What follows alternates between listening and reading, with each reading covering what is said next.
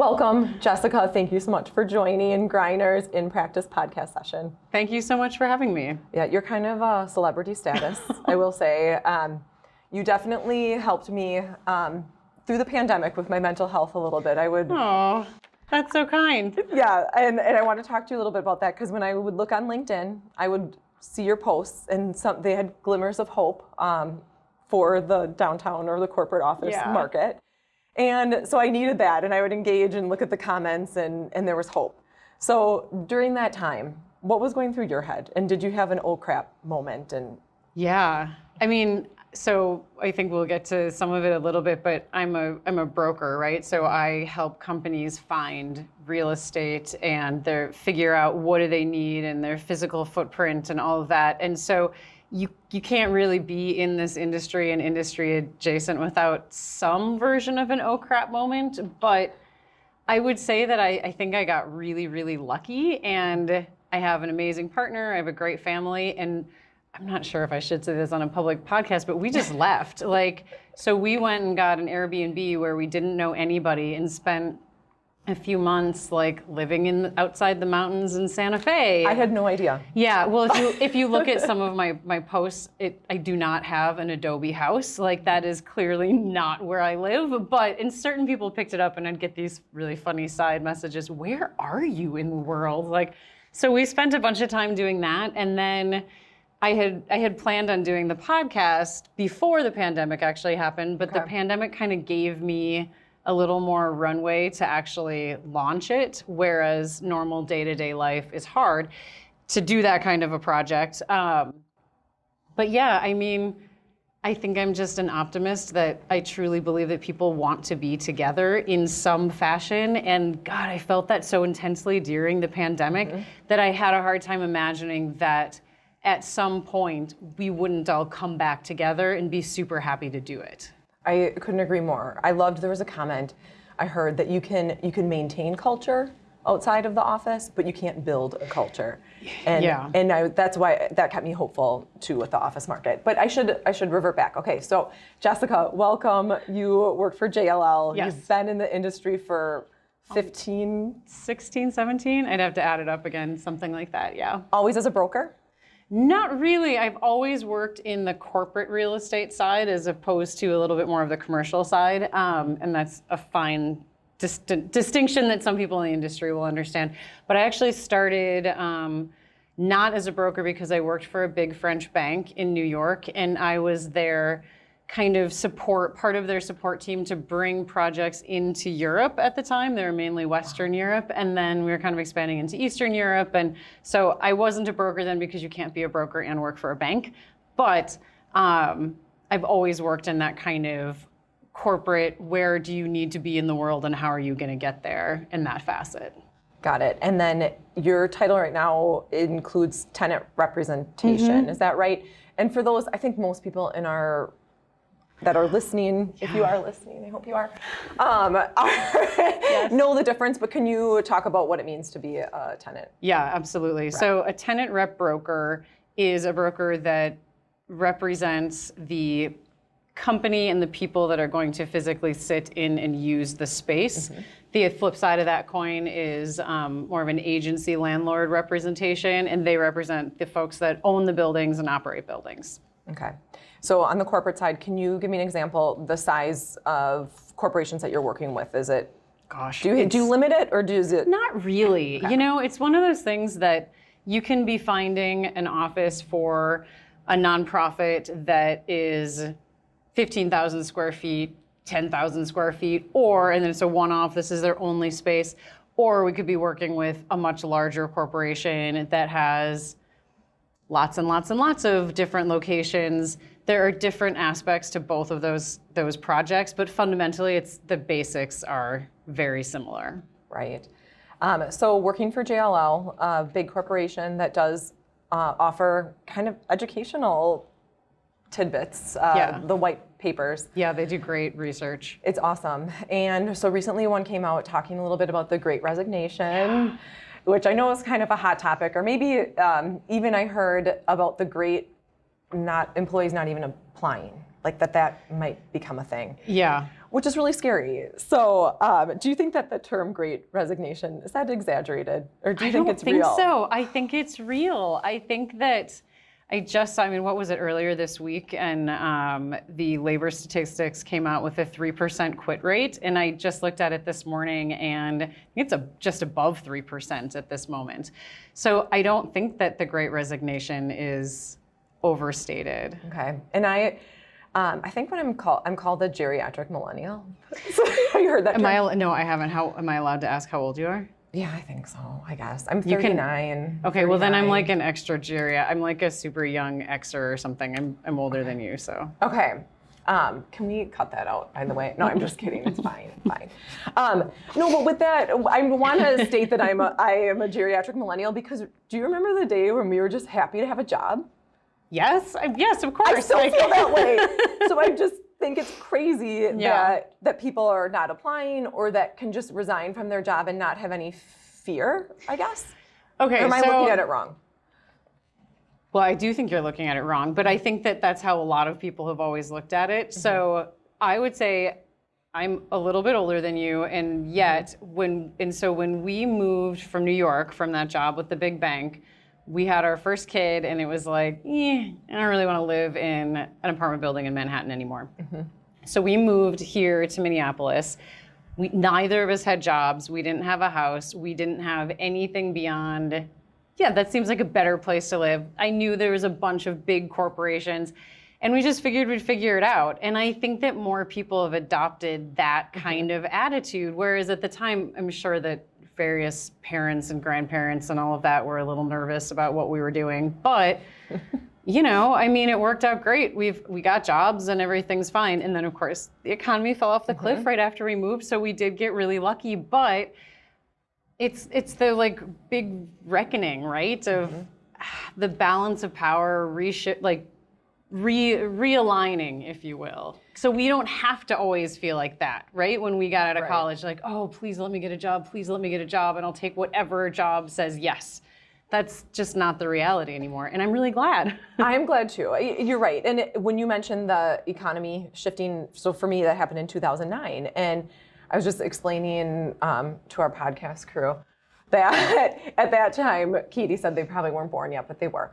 That in 2009, I got laid off from my first job in commercial real estate, and I knew that I really loved commercial real estate. So I thought, I was doing the research. How do I get back into the business? And I mean, nothing was happening. And basically, that was a tough time. Right.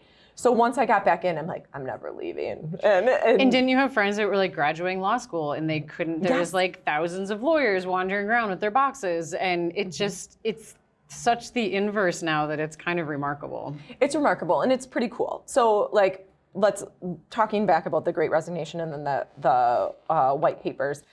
So basically, it's kind of, to sum it up, how to attract employees, how to keep them engaged, how to get them to enjoy their work environment, and the hybrid model. Yeah. Right? That's key right now, which is pretty cool. That's one of the changes I think that, if anything great came out of the past couple of years, is probably this work-life balance initiative. Mm-hmm. So I guess first I want to know, what has your conversations been with your clients about either the Great Resignation or hybrid model? Yeah, so I'm also really lucky to be a board member on Cornet. Mm-hmm. And so I've not just my clients, but also all of JLL's clients and a whole bunch of really great corporate side folks that are open to sharing in that environment how they're thinking about it and how they're dealing with it. So I think that it's almost hard to even figure out where exactly to start with this conversation, because it's such a, people just don't know. And we thought for that moment they were coming out of it and we were gonna be able to, we had all of our plans in place. We went through the upheaval of, do we turn off the ice machine? Do we leave it on? Just like this crazy nitty gritty. Okay, we moved 12,000 chairs into the cafe. Now we got to put them all back up and now there's every other one, and now we're taping, and there's all of this kerfluffle, and then that kind of flattened out for a while, and like, okay, now we're ready. Now we're going to return to office, and we're going to have a plan.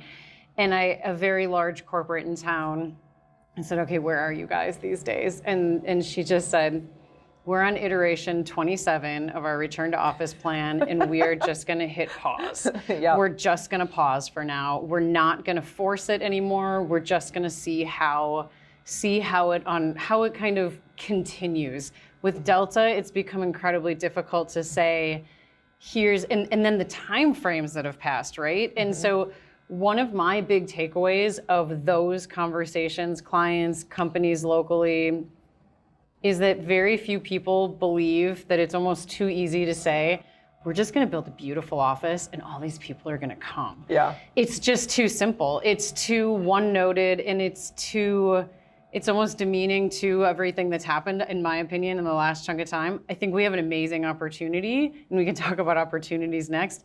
But having a beautiful office is not going to say, oh, now I want to figure out my childcare. Now I figured out my elder care. I figured out how to have a work-life balance. I figured out how to park 2 to 3 days downtown, but pay for nope, haven't figured that out. I mean, there's this laundry list of things, including inertia, around coming back into an office. And so, yeah, I would love to have the conversation to be as simple as, let's make a beautiful space.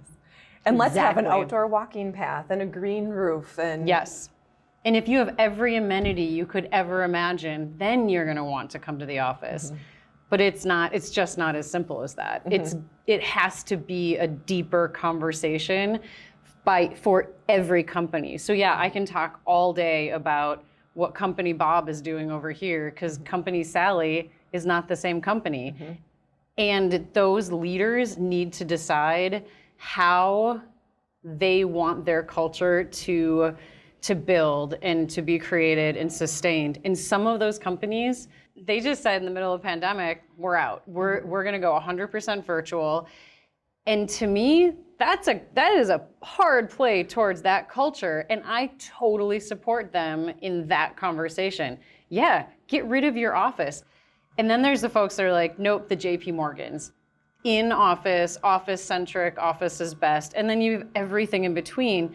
To me, it's these companies that are just sort of lagging and floating and in and out and changing their returns to office every other week that are going to have the far and away biggest challenges, because they can't identify and they can't point to things. So people don't know where and how to mentally plan at all. And I think those are the folks that are going to have the biggest challenges. I'd agree. Okay, so a few takeaways from that conversation. Yeah. So one, if a company is committing to go all work from home, all remote, all in, like, you support that, even as like a broker. Totally. If that's because there is that absolutely speaks to a culture that you're building, and if they don't see the value in an office, if the leadership doesn't, why would everybody below the leadership see value in the office? And maybe there is no value in that office for them, and they can build it in other ways. They can gather in other places. You don't think that precludes that company from gathering. I just think that it's the folks in the middle that can't quite nail down what their goals are and how they think. Because once you understand how and what your culture should be, or how and what goals you have for what should be done in an office, or what should or could be done at home, some of it, and I think it's okay to be honest with your folks and say, like, we don't know right now, and we're going to just hold tight. This is where and how we're going to hold tight, and we'll keep updating you as we go.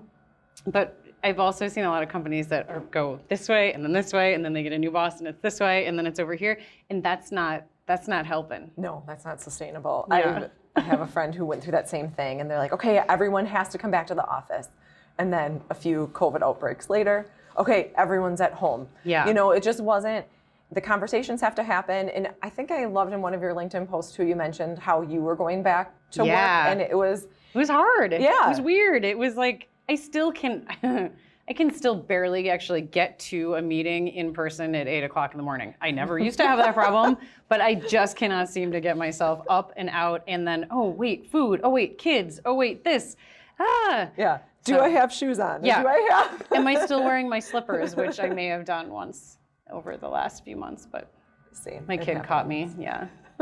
Thank God for It's kids. usually once I put my foot on the gas pedal is when I realize I still have my slippers on. Yes. I'm like, oh crap. Absolutely.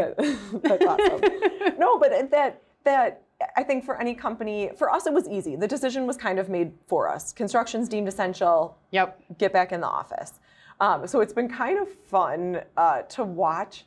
Like, I hope you're excited about this too, because all the restaurants were shut down in the Skyway. So here, Greiner Construction's back. We had to have snacks in our office because we couldn't go to the convenience store.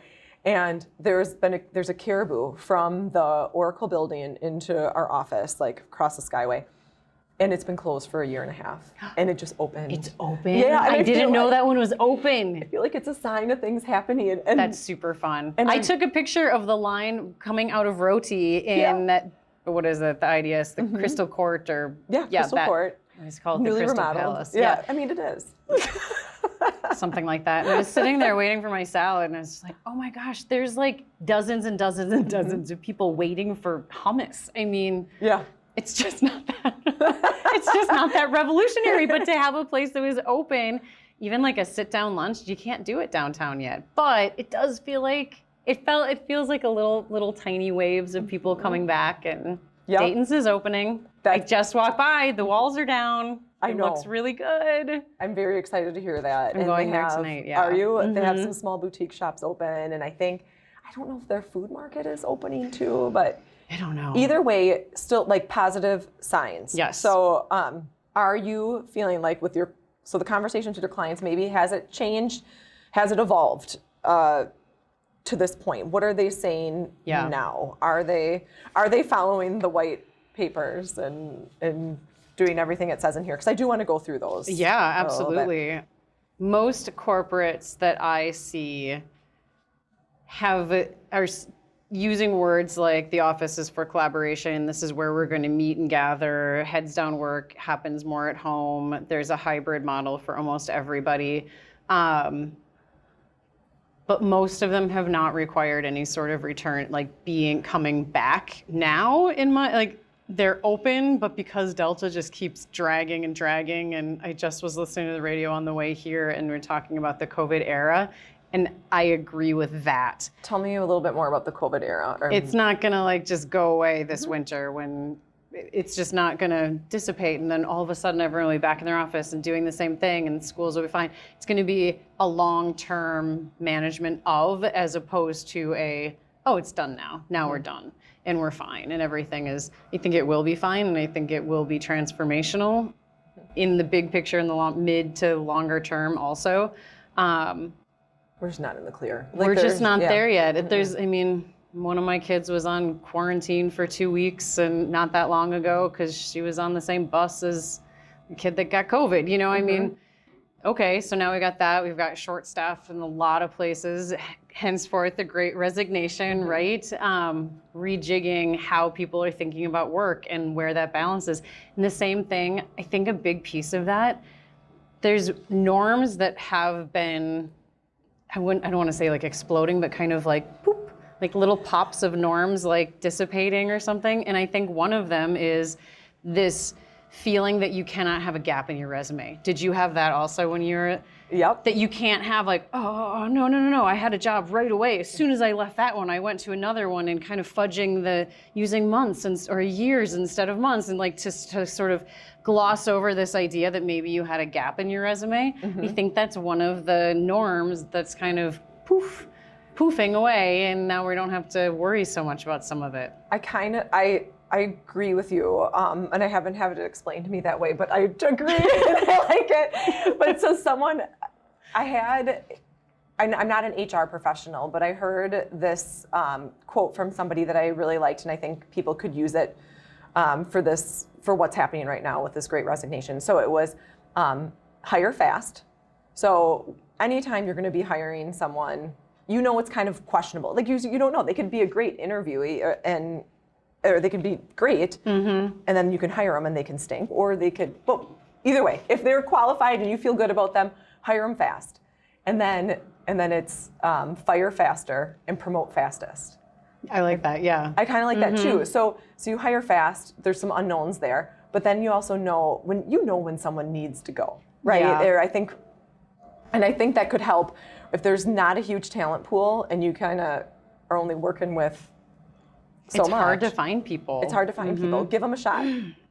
And then if it doesn't work out or whatever, whoever doesn't work out, fire fast and then promote fastest. So kind of a fun little example. Again, not an HR person, so I'm not going to say that's perfect, but yeah, I think for companies right now that might be struggling, it could be some good advice. Okay, so the white papers, I just want to go through some hot topics because I think that I'd be interested to know what you're talking to your clients about and if you agree or disagree with some of the comments, but I'm assuming you'll probably agree with most. Oh, we'll see. Yeah. So one of the topics, so basically this document addresses, if you haven't seen it, it talks about how to make employees feel fulfilled and connected to their organization, which I love, and I think people need to think about culture more and more in order to retain talent. So treat employees as customers. Yep. So what environment this is kind of about the hybrid model. What environment do they work most effectively in?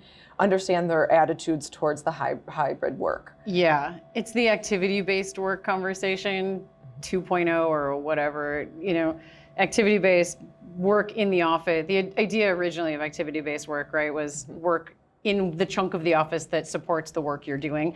And now it's coffee shop, home. It's now blown up outside of the office, right? So now you can do your activity-based work. I think that'll evolve into something else, and we'll see how that actually is utilized inside of offices. Yep, agreed.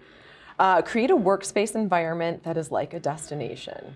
So it's branding. It's not just branding and paint. It's the amenities. That's a big topic of conversation with every ownership group, and it kind of harkens back to the create an experience for your employees/customers. There's a whole conversation about Convene is a co-working space it's not co-working, but they do meetings and all of this, and that was their whole thing. They're based out of New York, and they're a client of mine for a little while, and they didn't end up actually opening anything here, but their thing was, as you pull up to the building, your barista knows exactly what coffee you have, and that it's the experience of your employees from the moment they drive in or walk in till the end of the day. And so everything is just this really lovely, supported environment and experience, and that kind of leans into this idea in maybe not quite as customized of a way. Oh, we'll just put in every possible amenity into our buildings. And there is an absolute trend right now of a flight to quality in the downtown area. So if you look at the Gateway building, which is a brand new building, it's not open yet, right? It's going to be my new building. I think we're moving in like March or April of next year. It's pretty much full. I mean, there's a little bit of space, but it's pretty much full. Same with 10 West End in the St. Louis Park, pretty much full, or definitely fuller than some of the naysayers maybe would have said. Beautiful buildings, not cheap buildings. Flight to quality leans into that companies agree with you. If they're doing real estate deals right now, they're moving towards places that support their employees with amenities and location and that kind of thing. Tell me about some of the amenities that are going to be at that's the space. Because are you going to have, you mentioned childcare before? There will not be childcare as far as I know inside of either of those buildings. Is the barista going to hand you your latte? I don't think your so. Cafe Miel? I wish, but I don't think that's true. But one building that is going all in that just broke ground last week is North Loop Green. So if you want to talk about amenities, North Loop Green is 100% your building to talk about amenities. They have, so one tower is an apartment, one tower is an office, and they're going to have a bridge between the two at the 12th floor. And that entire bridge floor is amenities. A big, beautiful gym, conferencing center. And then on the outside, there's going to be they're turning the underneath the highway ugly bit into like a beautiful, curated and managed park. And so there's going to be all these events, and then it leans right into the transportation hub of Target Field, and then Target Field is right there. It's going to be a beautiful, I forget how many acres, in every amenity that you can think of, and just a beautiful building. So what advice can you give to these old, boring buildings that might not have, do they have to, you have to play on price. I mean, you have to differentiate yourself somehow. So if you've got an old, boring building with no amenities, or your gym is a closet in the basement and nobody uses it anyway, Maybe you got to think of some other way to be the value building or the like startup building, and you can chop it up. There's a million things that people are talking about also around co-working and how can you increase flexibility and spec suites. Everyone loves a good spec suite these days. So all of these products are different ways that I think that the pandemic and the like recessionary kind of hit on real estate is pushing ownership to be more creative and more interesting in what they've got. You mentioned co-working, two things, co-working and spec suites. Yeah. So first, with the spec suites, I agree. I think that's worked really well for a lot of I'm looking for a number of spec suites for clients right now. And before the pandemic, I had never done a spec suite deal. It just never made any sense. Why does it work for them now? Because before the pandemic, landlords wouldn't offer flexible terms on most of them. They're like, oh, we spent all this money on this beautiful suite. We need at least 5 or 7 years. But to me, the only reason you would go into a spec suite, or one of the main reasons, is that you don't know what your future holds, which is pretty much every single company right now, is they don't know what 2 years from now looks like in their office space or their space. So, and this is all, just to caveat, this is all an office conversation with more knowledge workers. There is a whole nother conversation that we could have around manufacturing and some of those kinds of labor and demographics challenges and locational, and life science is going bananas. So like every life science industrial building has been taken. So that's a really different conversation than the office. What are you doing in December? Oh my gosh, I know, right? Just kidding. But from the office perspective, let's stick to office today. the spec suite thing works great now because landlords are like, oh, shenanigans, we got to get this, we got to move this product. And all these companies are like, perfect. We don't have to come out of pocket for that capital. We don't have to deal with the supply chain issues of that door frame taking 74 weeks to show up. I mean, you can speak to that all day long. And we can take it for 1, 2, 3 years and then see where we are. So the ownership groups that have been able to fill the need for flexibility, I think that has been more important than amenities by a long shot for most companies. Did they hear that? Did you guys hear that? Amenities? Meh, but spec suites.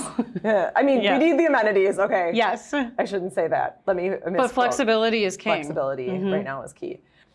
I think the good news is the return to office is happening. It's happening. Yeah. It's still going to take time. I would say amenity spaces and spec suites are key right now to successful lease agreements. Yep. Newer buildings are definitely more popular. There's a flight to quality. Yeah, a flight to quality. I think for employee retention, ultimately, it sounds like I wish it was as simple as an office, a beautiful, amazing office, but it is definitely not that simple. And if that is the only thing you're doing it wrong. Yeah, that's great. Culture? Oh, 100%. Yeah. I mean, McKinsey did an amazing article that compared the reasons that employees said they left to the reasons that companies said that their employees left. And it was like, bloop, like these things are not on the same page at all. And it was all about engagement and culture and feeling that there was a place for them to go and a team that folks liked working with. Whereas employers thought it was more like, oh, I've got an ugly office, I'm not paying them enough, I didn't give them enough of this. Right. Well, they're only going to hear what they want to hear, I think, too, when that happens. Again, not an HR professional. But no, me neither. Nope. Well, Jessica, I can't thank you enough for taking the time to join us. I really appreciate it. I was really excited to have you here today. Heather, it was super fun. Thank you for having me. Okay. Please join us again. Oh, yeah. To me? Yeah. Please join us again. Yes, that sounds good.